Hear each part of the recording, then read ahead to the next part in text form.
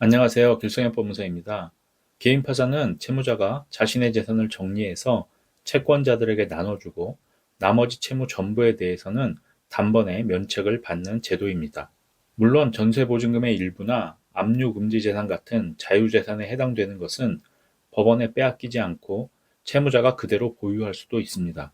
따라서 일정 기간 동안 채무의 일부라도 변제를 해야 면책을 받을 수 있는 개인회생과 비교하면 개인 파산이 채무자에게 훨씬 더 유리한 제도라고 할 수 있습니다.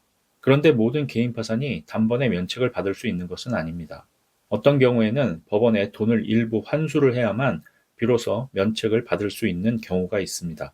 이런 경우는 대부분 채무자의 행위가 면책 불허가 사유에 해당되어 법원에서 그냥 넘어갈 수 없는 그런 경우들입니다. 채무자의 행위가 보험계약자 명의나 전세보증금의 계약자 명의를 변경하는 경우처럼 재산 은닉에 해당되거나 은행에서 대출을 받거나 재산을 처분하여 먼저 아는 지인이나 친인척의 빚을 갚아주는 편파 변제에 해당되는 경우가 대표적입니다. 그 밖에 이혼 후 재산 분할을 통하여 배우자에게 지나치게 많은 재산을 넘긴 경우나 상속재산 협의 분할을 통해 다른 상속인에게 자신의 상속 지분을 넘긴 경우, 또 주식이나 가상화폐에 지나치게 투자하여 큰 손실을 본 경우 등도 원칙적으로는 면책 불허가 사유에 해당되어 일정 부분의 돈을 법원에 환수하지 않으면 면책을 받기가 어렵습니다. 물론 돈을 내기만 한다고 무조건 면책을 해주는 것은 아닙니다. 재산 은닉이나 편파 변제, 주식이나 코인 투자 등의 행위가 심각하거나 지나친 경우에는 개인 파산으로 면책을 받지 못하고 어쩔 수 없이 개인 회생을 진행해야만 할 수도 있습니다.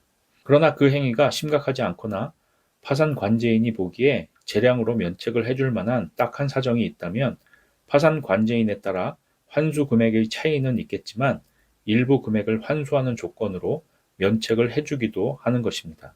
다만 이렇게 일부 금액을 환수하는 조건으로 면책을 받는 경우에는 환수 조치 없이 단번에 면책을 받는 경우와 다르게 환수 기간이 더 주어지고 채권자들에게 배당하는 기간이 따로 주어지기 때문에 짧게는 3개월에서 길게는 6개월까지 기간이 더 길어질 수도 있습니다.